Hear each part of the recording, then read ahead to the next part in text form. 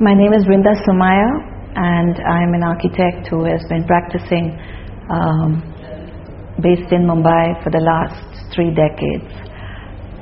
My work has been very diverse over this long period, and I think that's what I've enjoyed most, and working and traveling all over this country of ours, India. But because I took a decision right in the beginning that I would also like to do the interiors of the buildings we design, because I personally feel that one really flows into the other. It's sort of like a big mama not letting anybody else come in the way of seeing an idea through, or making sure that the values and the focus that we have on our projects continues through the entire project, is the reason why we always gave a very holistic approach to whatever work we did. Today I've been asked to talk about the role that office interiors and the experience of designing such spaces has. During the colonial times, when the British were here, the main public and the main public and government buildings for offices were connected with the British government. So you had the big high courts, you had the municipal corporation buildings, you had the government buildings. So it was only post-independence that things began to change. I would say that the 50s, 60s and 70s, when we had very much state control, when philosophy against globalization and bringing in influences from other parts of the country was not open. All the new office buildings that were built at that time were mainly government buildings or public sector buildings. I think a lot of them did have an identity of their own, whether it was the Department of Atomic Energy or various other government connected buildings. But it was only after the 80s and actually the 90s, when India opened its doors to globalization, that the idea of major corporate buildings all over the country and huge developments began to come in. Till then, of course, we had the traditional Indian industrialists, whether it was the House of Tatas or the House of Birlas or some of these revered big family groups who had office buildings of their own. But this was very different from what began to come in the 90s, and of course very much now in the 21st century. With the broadening of global and great transfer of information, transfer of movement, India opening its doors to the world, the idea of both Indian and Western companies having their own identity within the Indian subcontinent became very, very important.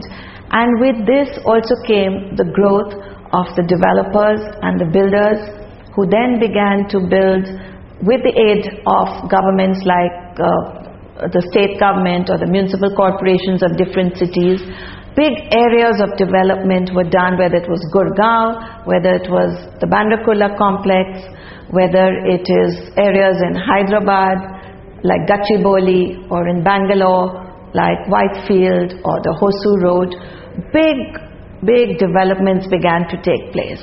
And with this, companies began to want their own identity. I think it's very obvious in Bangalore. You have the big campuses of Infosys, of Wipro, you have TCS campuses all around the country. You have many big corporates within Mumbai. So that sense of pride in giving of organizations, of corporations, giving their people a workspace that they could be proud of, a workspace where they could work long hours and they could keep them there, and not people feeling that they had to come at 9 and leave at 6. So they brought in the idea of gardens within this space, the idea of a campus, making a university campus into a work campus. They provided supporting facilities like wonderful cafeterias, gymnasiums, theaters. So they almost became cities where young people could come and work. At the same time, the workforce was becoming younger and younger, as we all know in India, and they have different aspirations, they're looking for different things in life.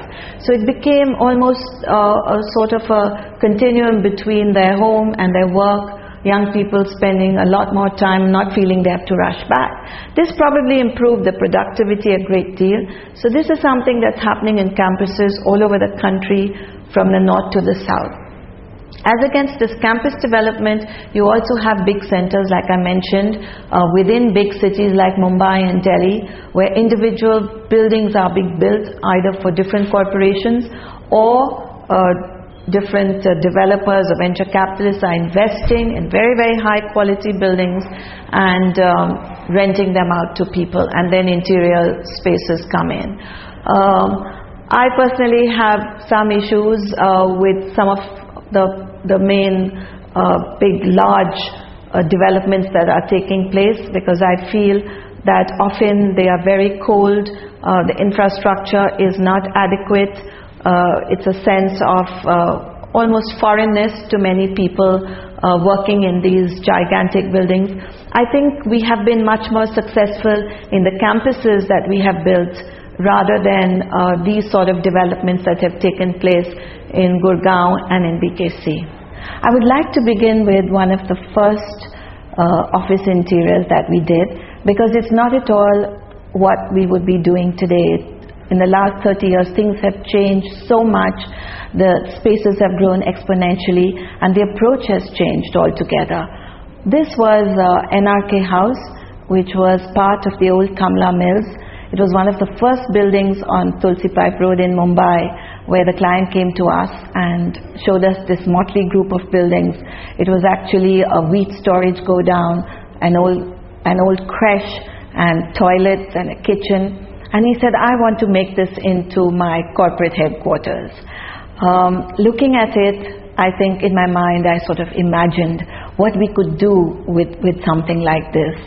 And we restored the entire group of buildings. We converted the creche into his state-of-the-art showroom, and we converted the kitchen into his corporate main office, and the toilet into his secretary's office.